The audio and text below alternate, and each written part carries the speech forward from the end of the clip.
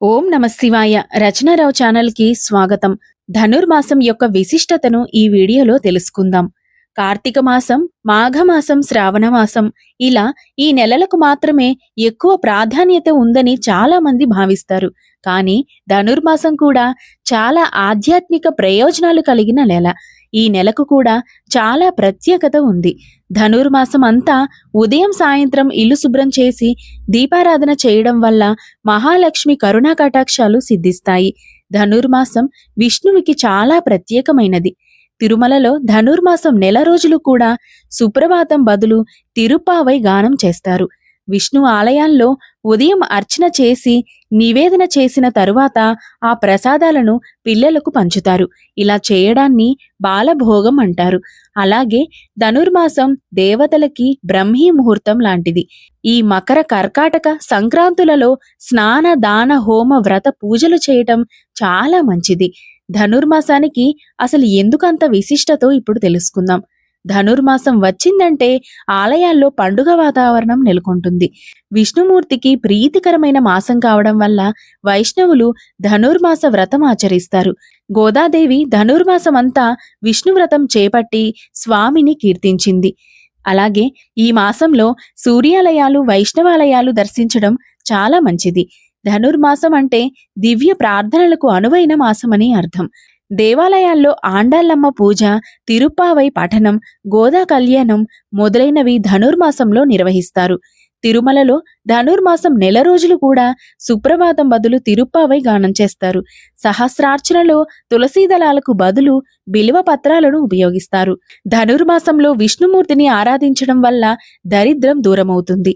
ఈ నెలలో ప్రతిరోజు బ్రహ్మముహూర్తంలో పారాయణం చేసిన వారు దైవానుగ్రహానికి పాత్రులవుతారని ప్రతీతి. సాక్షాత్తు భూదేవి అవతారమైన ఆండాల్ రచించిన దివ్య ప్రబంధమే తిరుప్పావై. ద్రవిడ భాషలో తిరు అనగా పవిత్రం, పావై అనగా వ్రతం అని అర్థం. వేదాలు, ఉపనిషత్తులు సారమే తిరుప్పావై అని హిందూ పురాణాల్లో పేర్కొన్నారు.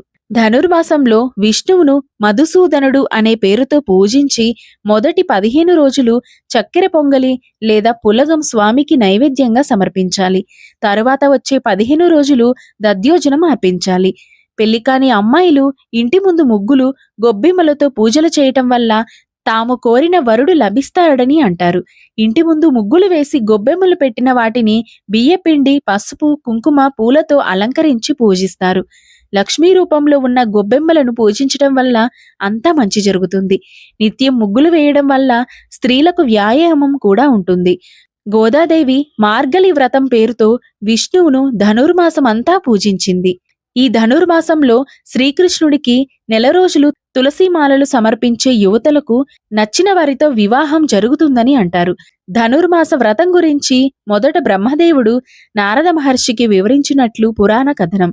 ధనుర్మాస వ్రతం గురించి బ్రహ్మాండ, ఆదిత్య పురాణాల్లో, భాగవతంలో, నారాయణ సంహితలో కనిపిస్తాయి. ఈ వ్రతం ఆచరించాలనుకునే వాళ్ళు తమ స్తోమతను బట్టి విష్ణు ప్రతిమను చేయించి పూజించాలి. ప్రతిరోజు సూర్యోదయానికి ముందే స్నానాలు పూర్తి చేయాలి. పంచామృతాలతో మహావిష్ణువును అభిషేకించి తర్వాత తులసి దళాలు, పూలతో అష్టోత్తర సహస్రనామాలతో స్వామిని పూజించి నైవేద్యం సమర్పించాలి. నెల రోజులు చేయలేని వాళ్ళు 15 రోజులు లేదా 8 రోజులైనా లేదా ఒక్క రోజైనా చేయవచ్చు. ధనుర్మాస వ్రతం చేయడం వల్ల ఇహలోక సుఖాలు, పరలోక మోక్షం కలుగుతాయని అంటారు. ఆత్మ పరమాత్మను చేరడానికి ఉపకరించే ధనుర్మాస వ్రతం ప్రాచీన కాలం నుండి భారతీయులందరూ ఈ వ్రతాన్ని ఆచరిస్తున్నారు.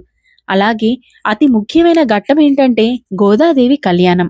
నిజానికి ఆండల పూజ, తిరుప్పావై పఠనం, గోదా కళ్యాణం మొదలైనవి ద్రావిడ దేశ సాంప్రదాయమని పెద్దలు తెలియజేశారు. విష్ణు చిత్తుని కుమార్తె గోదాదేవి. ఆమె మానవ మాతృని కాక శ్రీరంగనాథుణ్ణి వివాహం చేసుకుంటానని దీక్ష పూనింది. ఆమె ధనుర్మాసంలో వేకువనే లేచి నిత్యం విష్ణువుని పూజిస్తూ తన అనుభూతిని, భావాలని ఒక పద్యంలా అనగా పాసురం రూపంలో రచించేది. అలా 30 పాసురాలను ఆ మాసంలో రచించి వాటిని విష్ణువుకి అంకితం చేసింది. ఆమె భక్తికి మెచ్చిన విష్ణువు ప్రత్యక్షమై ఆమెను శ్రీరంగం రమ్మని అంటాడు.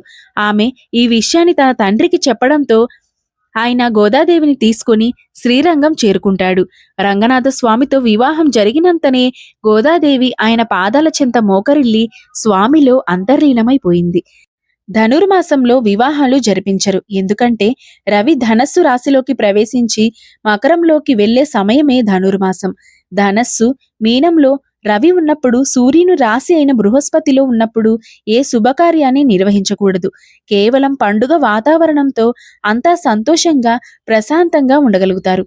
ఈ మాసంలో ఎక్కువగా సూర్య నమస్కారాలు చేస్తారు. ఇంకా విష్ణుమూర్తిని నిత్యం వేకువనే పూజిస్తారు. ఇలా చేయటం ఎంతో శుభకరం. శ్రీమాత్రే నమః. అందరూ బావుండాలి, అందులో నేను ఉండాలి.